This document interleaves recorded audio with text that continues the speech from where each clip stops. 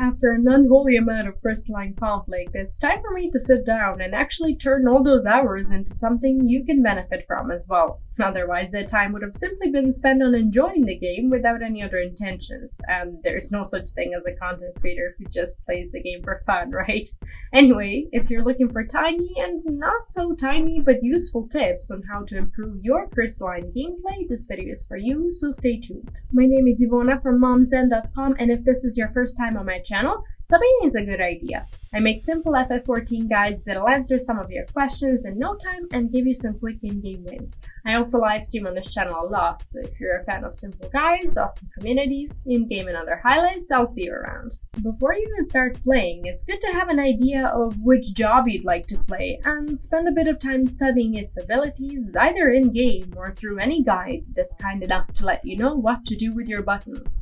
Learn what your job's strengths are and use them well in combat. I'd even go as far as to say that if you can't pick a job, you should play a few ranked games with all your jobs. It will get you to bind your PvP abilities on all of them in case you one day decide to become a master at that particular job without having to set it up first. And learning the limit breaks, animations, and combos will help you counter that job once you decide what your main is and stick with it. Now, of course, at higher levels, you should be picking something that's meta, and meta comps are what you'll begin to notice then. However, if you're new to PvP and still at lower ranks, it's fine to just pick something you genuinely enjoy, as that's how you'll learn and improve in the fastest way possible. Having your keys bound on a hotbar is important, but what's crucial is that your guard, purify, recuperate, and your elixir are bound to convenient buttons you'll press when you need to, but won't be tempted into panicking and pressing them multiple times in a row.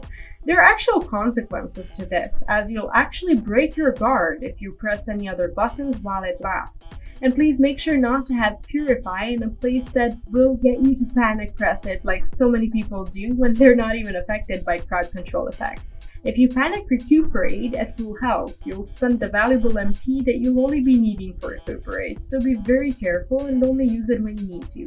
Have these abilities available, but also read what they do and use them wisely. Another thing you should look into before starting the match is having your own health bar displaying on the screen. And I'm not just talking about the green one you normally look at, but the one above your name that follows you around. You might find yourself jumping into unpleasant scenarios because you're blissfully unaware of how much health you've got left. And by enabling this in your character configuration, you'll never have that problem again. If you'd like, you can also change its color to something more standout-ish for when you're in a crowd, and the last thing you want to be doing is reading people's names to figure out which one belongs to you. If you're sensitive to flashy effects, or you simply prefer seeing what's actually happening around you, limiting the spell effects of your party members and your opponents might be the thing for you.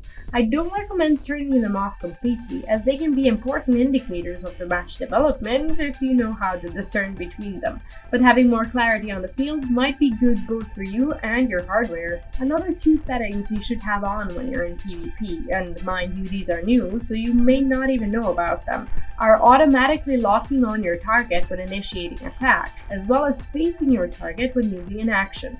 Have those two turned on, and if you're a Dragoon, I'll take your special thanks later. When you start the game, make sure you're not only focusing on your opponent's lurid glam plates, but also on your team and your opponent's team composition. Try to analyze who you need to target, who you need to avoid, and who you need to keep busy to stop them from ruining your game. Dancers, ninjas, and bards, I'm looking at you, you seemingly inconspicuous nuisances. I bet you've heard this many times already, but I can't overstate it enough. When you start playing, please for the love of God play the objective and not to cure your frustration through kills. Kills are a tool and not the goal, so every time you're in a new game, always be thinking, how can we push this crystal far enough as a team? I know this sounds generic, so throughout the video I'll be giving you examples on how to do just that. Another super obvious tip is, of course, try not to die if in any way possible. 10 to 15 seconds per death might not feel like a big deal, but when you count in the loading screen, running back to the crystal, figuring out what's going on, and waiting for your whole team to respawn, you're wasting so much valuable time it's insane. Some risky plays are worth it, but do your best to stick with your team who will hopefully be chasing the crystals, and not some random white mage runaway at 10% health who seems like an easy target, and you'll find yourself more alive than not. When the game starts, you'll have 30 seconds before you can pull the crystal, and this is the time to be smart about how you're spending your in-game time. Don't just run into the enemy team as a one-man or woman hoping to be the hero and end up dead for the first 10 seconds of the actual crystal pool, as that can break your team's composure and lose you the game instantly. Be on the team that baits the other team into rushing and getting separated, and not the other way around. Something you should be using from the very start of the game is the quick chat. Some people simply bind the hello and good match, but those, when considering they should be used, don't bring as much value as announcing you've got a limit break ready or that you're targeting the enemy's dragoon. Have them bound somewhere on your screen and use them, because that's at least giving you the chance to communicate with your team and possibly turn games around if needed. You can find all the quick chat buttons in the PvP profile, so if you haven't done that yet, take a minute and essentially unmute yourself from the party chat. One of the most important messages you can send in the quick chat is probably fall back and regroup. When you see that, do your best to take that advice and regroup at the start of your base, rather than dying out there alone for no good reason. Don't be an easy picking for your opponent's team just because you felt heroic for a split second. Your team doesn't need a hero, they need a team player, so start doing things that benefit all of you, and not just your ego, for a very short amount of time before you drop dead. Planning your limit breaks with your teammates may not be something you've ever thought about doing, especially if you're only just starting out with Crystalline. But if you use the chat commands and let your party members know you have one available, you might just happen to use it better than just throwing it on one player who happens to be around, and whose death is worthless in the big picture. Learn what different LBs do, and see which synergize best with what you're playing, so that you can coordinate those attacks better and possibly completely turn the game around. Now, just like you're timing your own LBs, you should be working on anticipating when your opponents are going to use theirs. Watch their LB gauge, and if you think you're going to get hit by someone soon, make sure you're staying out of the way, keeping them otherwise engaged, or saving Purify to get yourself out of a coordinated attack, where one member of the opponent's team is CCing you while the other one is planning to jump you with a locked and loaded LB. Even in the early stages of the game, you can surely identify the member of your team who is bringing damage and crystal pushing to the table. If you're a healer or a support job, do your best to keep that player alive, as they are your road to victory. If you're rightfully identifying yourself as the best one on the team, well, good luck getting your other teammates to rescue you instead. Just like you're identifying good players on your own team, you should try to do that with your opponent's team as well. Everyone in your party attacking a separate player will get you nowhere, so try to go for the good players, the more powerful and impactful jobs, or better yet, someone who's already been marked by your team. If no one's marking your opponents, maybe it's time for you to step up and be the initiator. If you happen to be picking your opponents one by one, rather than trying to kill everyone at the same time, you'll be grabbing control over the crystal faster, easier, and you'll get them to wait longer to regroup, so it's a win-win-win. Identifying good players on the opponent's team is one thing, but targeting them in FF14 is a whole other matter. From my experience, it is so much easier to just click on your opponent's name frames than try to chase them around your map with a cursor or, God forbid, tab target in the old-fashioned way. Have your opponent's unit frames very close to where you would normally click and target your opponents that way. It's so much easier once you get used to it. If you're struggling with finding out how to edit your PvP HUD, simply go to the HUD configuration and select the duty option to move around this and so much more. If you're still adamant about cycling through enemy plates to target them, make sure to find the target nearest enemy in your hotbar options and bind it somewhere comfortable. This might just be what you're looking for if you're a melee player, but for other jobs I still highly recommend clicking on their frames. This may sound contradictory, but even if you're playing ranged, you should still be staying within the crystal's range, unless you're a bard and you actually can't.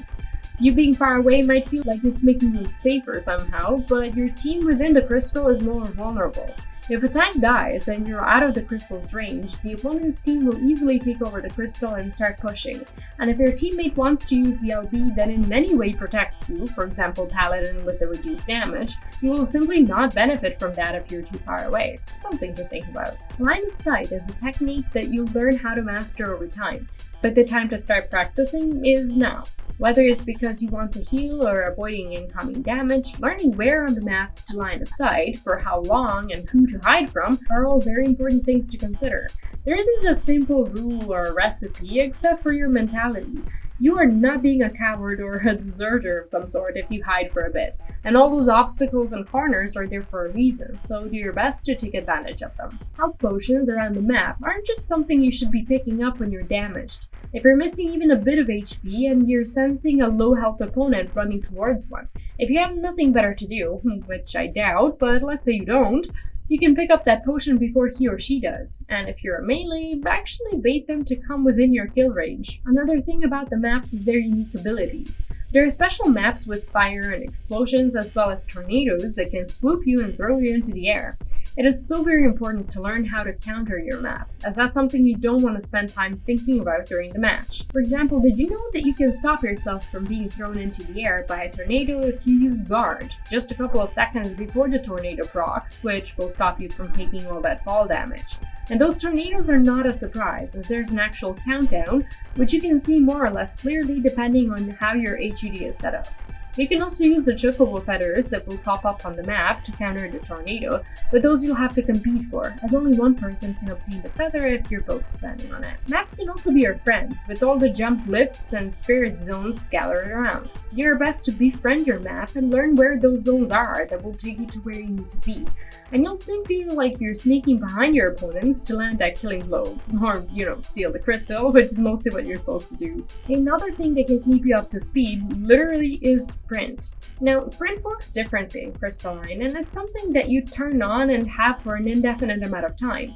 But whenever you press another action, you're no longer sprinting, so don't be double tapping sprint when you're in a hurry, as you'll actually slow yourself down. Something you don't often track or pay attention to, especially at lower ranks, is your opponent's buffs and debuffs. Make it a habit to check, for example, whether your opponent has a guard buff on. You might be chasing and hitting someone at low health, but they're receiving 90% reduced damage, and spending your high damage cooldowns just to chase the poor guy or girl will in no way, shape, or form increase your team's chances of winning, so it's best to just drop them and find something else to do. Regardless of what the reason is, make sure you're not chasing anyone for too long or too far anyway, as every step you take is getting your attention off the crystal, which, surprise surprise, is what you should be chasing. So let no one bait you into a bad position and away from the team. Be the one to do that to others. And as a bonus tip that I'm sure you've already perfected, is your adventure plate design. Have a truly badass picture of your character, within reason of course, and treat it like a war drum that's instilling fear in your enemy's bones when they see you loading on the enemy team.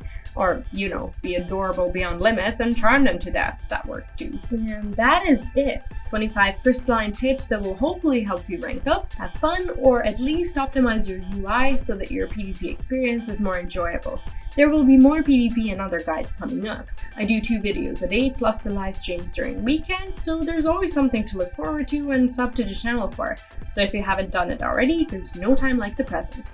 If you'd like to support the channel, you can do so here as a YouTube channel member or over on Patreon. And if this video was useful to you and you'd like to leave a tip, you can do so through YouTube links just under this video. Thanks to everyone who's keeping the lights on, especially our alphas like Kathy Spear on YouTube memberships, as well as Andyman and Elijah Baker over on Patreon. Good luck in Crystalline, rank up, but most importantly, have a blast. Bye bye.